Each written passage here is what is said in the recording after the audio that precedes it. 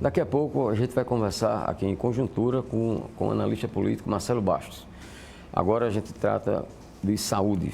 Vamos conversar com José Maria Constant, ele que é médico, infectologista, que vai nos falar aqui a respeito do Covid. Do Covid que ainda está... Nem acabou a primeira onda, me parece, e já está se falando de uma segunda onda.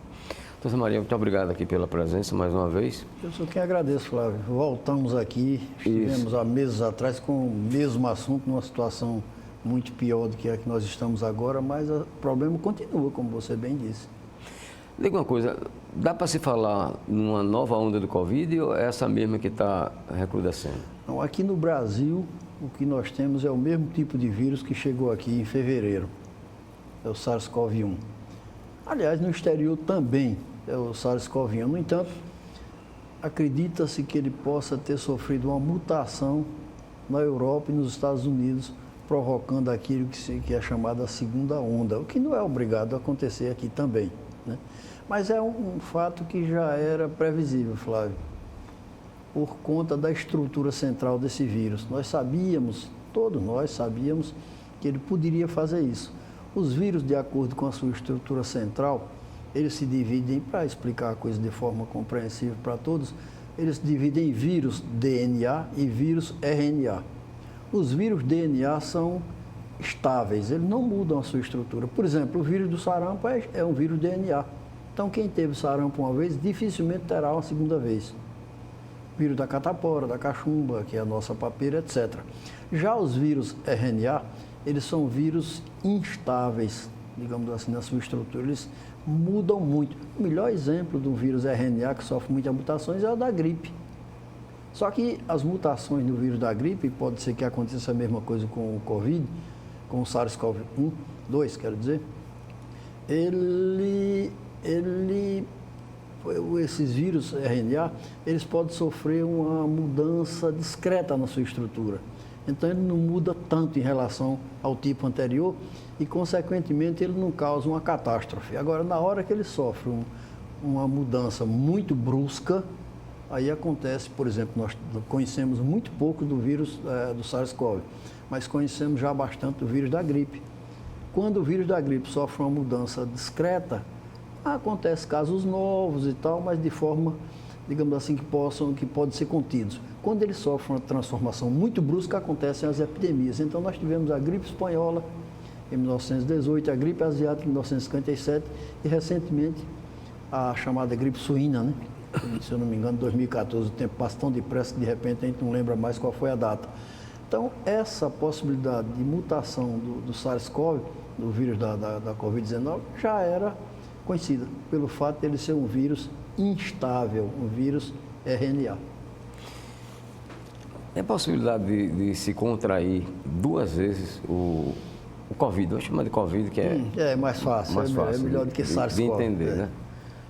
Qual a chance da pessoa ter duas vezes? Olha, existe. Agora, veja bem, na medida em que ele não sofreu a mutação, essa chance é muito pequena. O relato de possíveis casos acontecendo duas vezes é muito pequeno no mundo inteiro.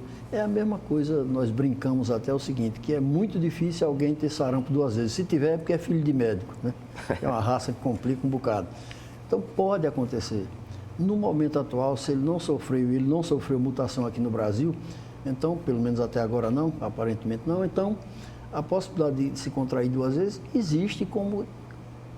existe possibilidade para todas essas doenças virais, mas é uma possibilidade pequena. O relato de casos mais de uma vez no mundo inteiro é muito pequeno. Se eu não me engano, 3 casos, 4 casos, uma coisa assim, é insignificante em termos de saúde pública. É importante individualmente, mas em termos de saúde pública é insignificante. Eu tenho encontrado pessoas que, aí, quando me deparo sem máscara, eu questiono, pai, não está usando máscara? Senão que eu já tive Covid, não tem problema mais não. É isso mesmo? Não acho que deva ser assim.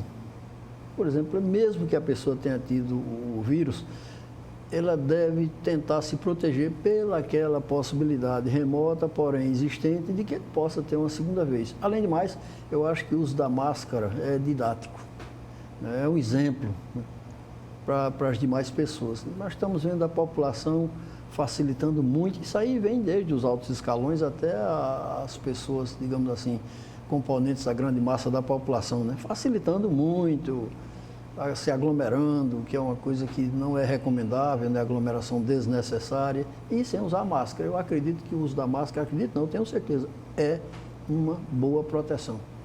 E essa pessoa que já teve o Covid, ela pode transmitir para alguém?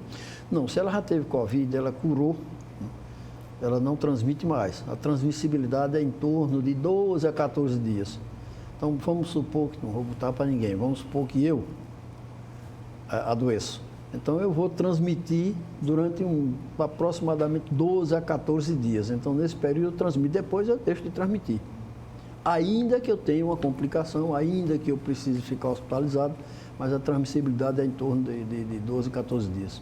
Outra coisa muito comum é você encontra pessoas que dizem que só vão sair do confinamento, que é confinamento, realmente, a pessoa fica em casa, no dia que tiver a vacina. Dá para depositar tanta confiança numa vacina? Dá para depositar confiança na vacina, apesar de nós não termos ainda, na prática, testado, né? Existem cerca de 270 vacinas sendo pesquisadas. Dessas 270, 10 estão numa fase bem adiantada, na chamada fase 2, 3 ou na fase 3, já sendo testado em pessoas, né? Dessas 10, tem 3 que estão mais próximas de nós, que são a vacina chinesa, do laboratório Sinovac, que está em convênio com o Instituto Butantan, que eu, aliás, gostaria de frisar que o Instituto Butantan é um instituto respeitável, com mais de 110 anos de experiência nessa área, e é uma instituição que deve ser respeitada.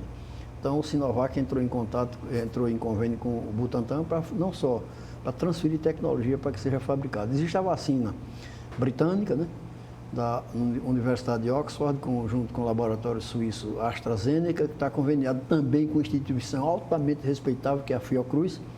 E tem, finalmente, a vacina americana, que está passando para a fase 3 de teste, que é de um laboratório chamado Moderna. Tem outras, né?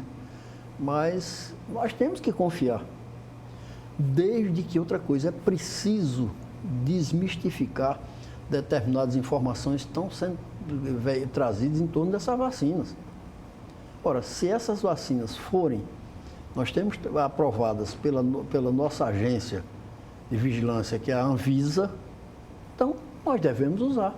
Nós não só podemos, devemos, porque é a única esperança de conter essa pandemia, que aqui em Alagoas está estabilizado, está até diminuindo.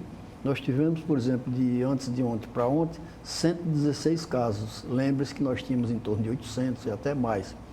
E o número de mortes também diminuiu. Nós chegamos agora a 4, antes de ontem 3 mortes, mas subiu novamente para 4. 4 mortes é muito, quando se pensa individualmente, mas em termos de saúde pública, não. Então, nós estamos com a situação aqui em Alagoas estabilizada. Aliás, o comportamento das autoridades de saúde foi exemplar, em torno daquilo que era possível ser feito.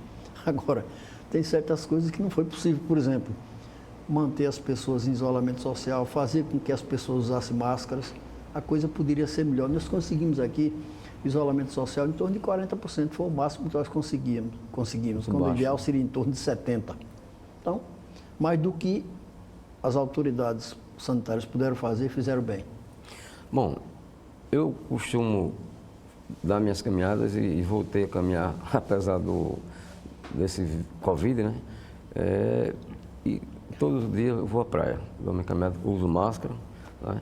Eu pergunto, exercício físico, quais são aqueles que não são recomendados?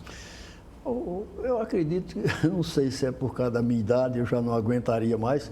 Eu acho que o exercício físico, pelo menos para mim, seria o famoso puxar-ferro, né? Isso aí é um exercício físico muito, digamos assim, exige muito fisicamente. Mas a atividade física é salutar. Então, por exemplo, você caminha na praia, caminha de máscara. Eu caminho, por exemplo, num condomínio fechado, onde posso fazer minha caminhada todinha sem encontrar ninguém. E acontece isso. Ou então passa um do lado, passa um de outro. Eu caminho sem máscara, porque, peraí, a transmissão da doença é direta, de pessoa a pessoa, através de secreção respiratória. Mas o vírus não vem no ar, não, aleatoriamente. Onde não tem ninguém, não tem vírus no ar. Isso não existe.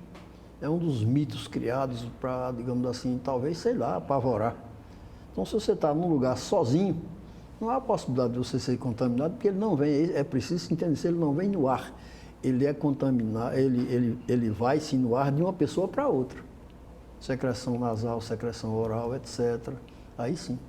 Ainda hoje há uma discussão muito grande com relação à prática do futebol. Inclusive, o futebol está suspenso aqui no país em termos de presença de público nos estádios, né?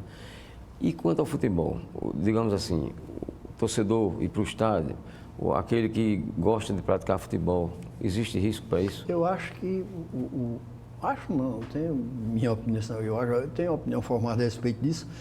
A prática em si do futebol é um problema se o atleta estiver contaminado. Nós temos, por exemplo, aqui de vez em quando eu ouço o número de atletas aqui dos dois principais times, CSA e CRB, tem 6, tem 8, tem isso, tem aquilo. Outro dia, me parece que era o Flamengo, tinha uma porção de atletas. Aí é problema, porque você está disputando, é um problema você disputar uma partida de futebol. Agora, lotar os estádios eu acho prematuro. Eu acho que não se deve fazer isso por enquanto, porque essa é uma aglomeração desnecessária.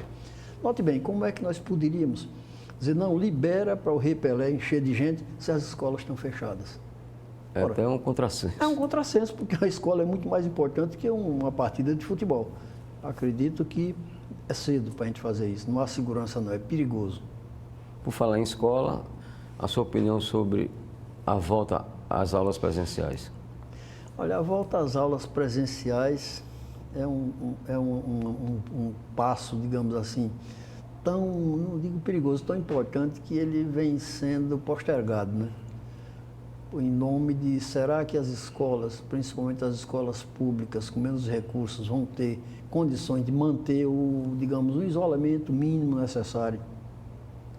Seria o caso de um aluno ficar distante um do outro, no mínimo 1 metro ou 1,5 metros, álcool gel, não sei o que, máscara, protetor facial. Então, realmente, eu considero ainda um problema esse retorno às aulas, sem que haja essas medidas de segurança. Se elas existirem, nós devemos retornar.